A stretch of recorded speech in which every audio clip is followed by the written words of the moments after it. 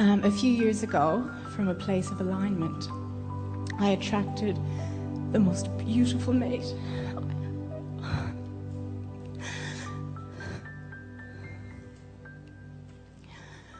The most beautiful mate. And we had some lovely years together. And about a few months ago, we discussed living together, and it was my desire to live together, and it was his desire to not to live together. And I used that as an excuse to get out of the vortex. And a few weeks ago, he ended the relationship. And in that moment, I sent forth the most powerful rocket of desire I have ever experienced. And that is to be with him again and to be married to him, which was news to me. I never knew I wanted that. And there are days when I'm in appreciation. There's days when I'm grateful for everything that we've had. There's days I'm in despair. And I'm not used to feeling so up and down and up and down. And I would love your input on this. Well, the thing that is most uncomfortable about your current situation is that it feels to you like your happiness, your relationship with your vortex, is dependent upon what somebody else does. And you can't control that. We were talking with our friend a little earlier, to be in that sort of a place that feels like a bind and to send a powerful rocket of desire with the ulterior motive of sending a rocket out to fix what's broken so that you can feel better. Yeah. Is just sort of a backwards approach to it. Now, it's easy for us to say and not always so easy for you to hear, but situations like this where you send those rockets forth create even better relationships for you. Yeah. And it's clear that something that you very much wanted from this relationship was something that he very much did not want. It's an interesting thing. What you feel as soothing your sense of insecurity, to him feels like a loss of freedom. And so it's sort of like he has to give up something he wants in order for you to get what you want, when you play in the very narrow relationship field when it's just the two of you. But if instead you can step back and say, oh, well, this was just data collecting, and this was just helping me through the course of the relationship to define what I really want in a relationship, and thank you very much for helping me define it. So I have created, speaking of you, I have created a relationship, and it's in my vortex of creation waiting for me, but your attention to this person who claims not to be it keeps you from going in the vortex too.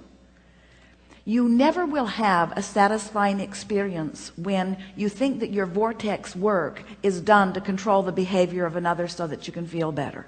In other words, it's still the same old thing. I need to control the circumstances and events so that I will feel better. And what it really comes down to, nobody ever likes this advice when we give it to them. They ask for it, but they never like it when we give it to them, is that you have two choices. You can be without this person and unhappy, or without this person and happy. And if you choose to be, because the third option isn't on the table, being drag him and you into the vortex and make him marry you.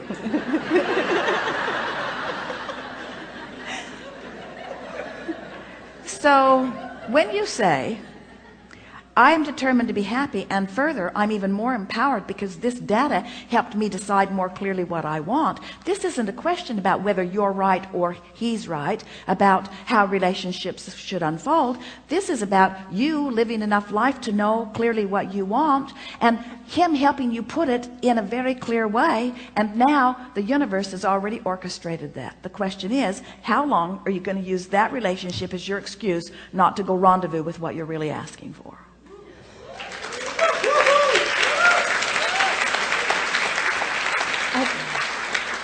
It's when I think of him, I love every single aspect of him. Well, maybe that's true and maybe it's not, but we all witnessed just now, you thought of him and went into the vortex, and then you thought of him and the vortex spit you out.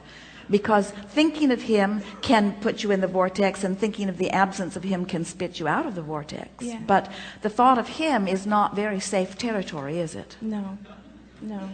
In other words, if you're determined to be in the vortex, and this is the thing that's hard to hear, because sometimes, in fact, really, really often, people want to know how to get in the vortex so that the vortex can work its magic and make something turn out the way they want it.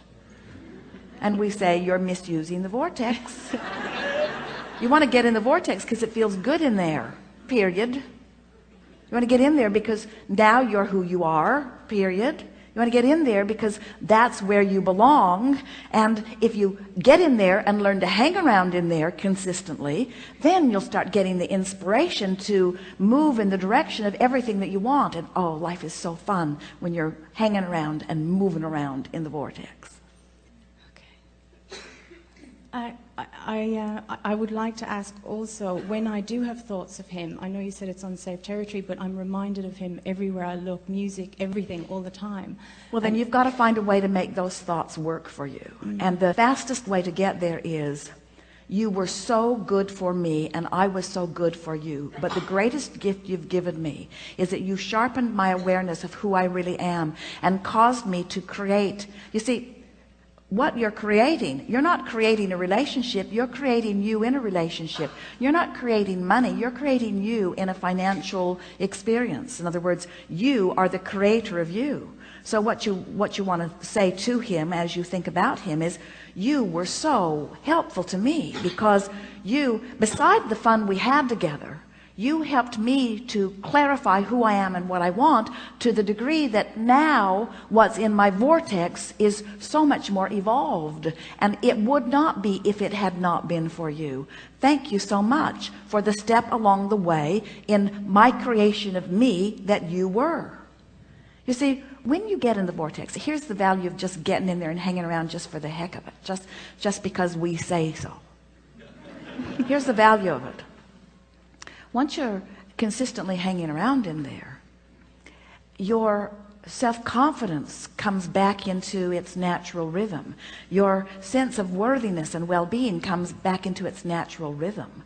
And all that's happened here is that he caused you to create a relationship that you have not yet lived. You've got to figure out how to find the vibrational essence of it and live it before the relationship can be yours, you see. You have not yet been, and this is true of almost everyone, you are not yet a vibrational match to the relationship of your dreams. I know. And this person who has just left is not a vibrational match to the relationship of your dreams. In other words, he didn't go because you're not lovely to be with, and he didn't really go because you scared him away. He went because he's not a match to the relationship that he helped you create. Can you hear that? Yeah. And so when you think of him, you want to say, thanks so much for all of it. And I'm so pleased with what we created for me and for you as a result of being together. And now I'm going to do my very best to give my undivided attention to whatever thoughts take me into that vibrational vicinity where the trail will unlight before me, where the rendezvous will begin. And we promise you, there'll be a time when you sat down, you began by talking about this delicious relationship, which lasted just seconds as you began, because you went right to the lack of it. But there is something so much bigger in your future than anything that you've left behind.